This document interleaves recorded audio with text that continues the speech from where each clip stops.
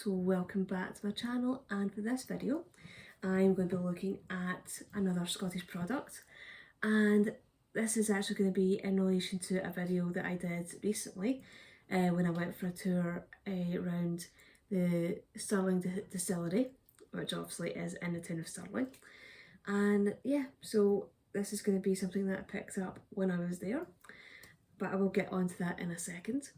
Before I do start talking about that, if you are enjoying my channel, if you are enjoying my videos, if you can click on that subscribe button, click on that notification bell, leave some likes, leave some comments, it's always really appreciated.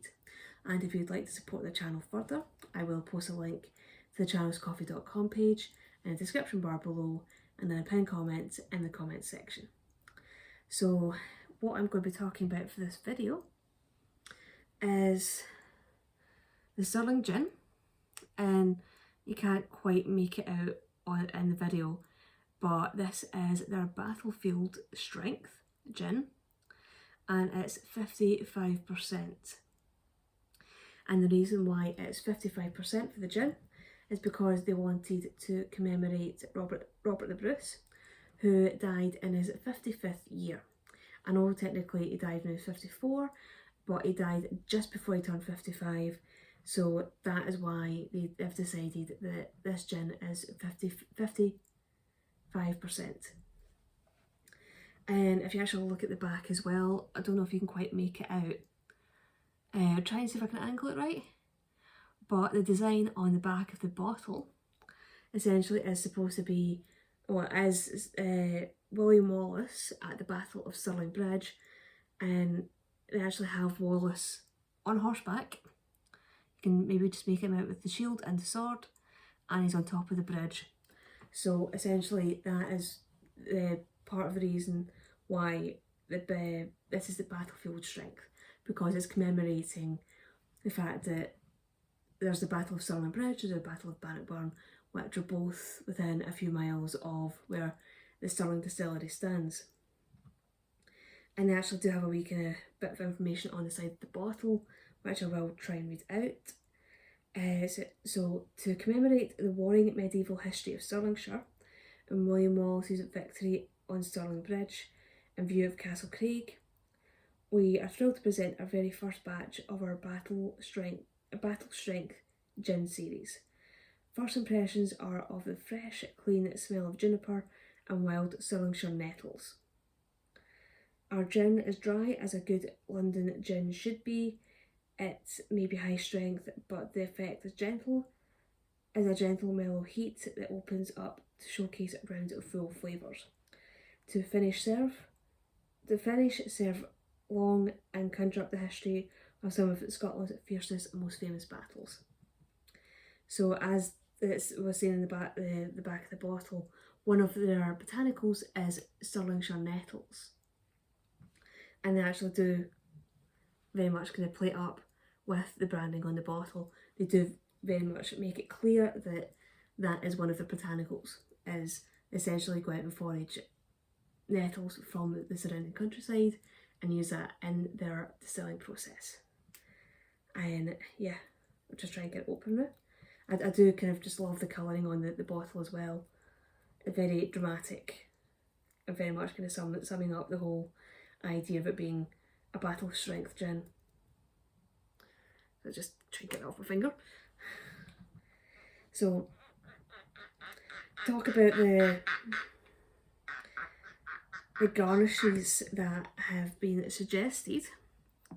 That essentially there's two garnishes that they say go with their gins, and one is orange. So I've got some real nice dried orange here, which I was kind of sent home with from the tour that I did at the Stirling Distillery, which is kind of one garnish that, yeah, I'm not really surprised by. I've seen gins being using or having citrus suggested for them. But one garnish that I was surprised by when I was doing my tour was they suggest having basil in the gin, or in their gin. And from what they were saying, it kind of works well with the nettle flavours that kind of are within the gin itself. So that could be interesting. And the tonic that they suggest for the gin is the Fever Tree Medieval Tonic. Oh, not medieval. I think because we're talking about medieval battles there. So it's the Fever Tree Mediterranean Tonic. That's what I'm meaning. So that is the one that they suggest for their gin. Let's have a wee smell. It does smell really clean and just really kind of floral and just a really nice smell to it. So just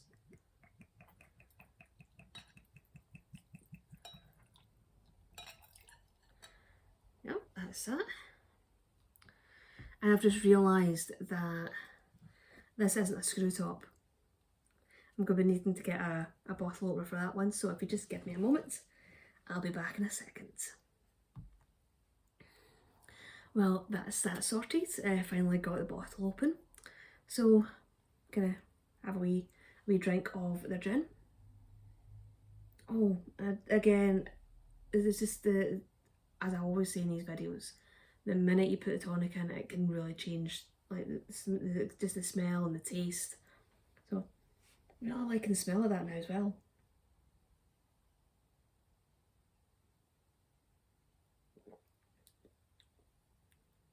Oh, that really works with that garnish. And like, again, as I was saying earlier on, the orange I kind of understand, I expect, because there have been so many gins that recommend and suggest citrus, but this is again, as I said earlier on, this is the first one that I've ever tried that has suggested basil as a garnish, and it just really works. It does really kind of complement not just the orange as a garnish, but it does kind of complement the fact that, yeah, as a gin, they use local nettles as a botanical. It just somehow kind of works really well and just really balances each other out.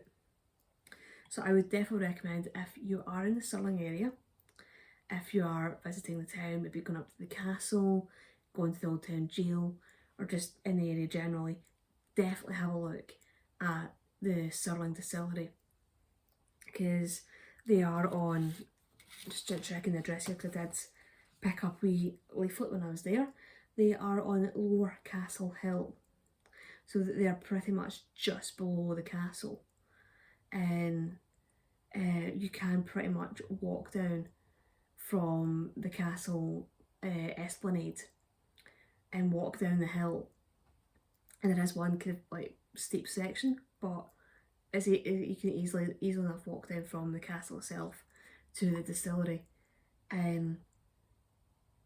Yeah, it's a total wee hidden gem, and their gin is actually really, really nice.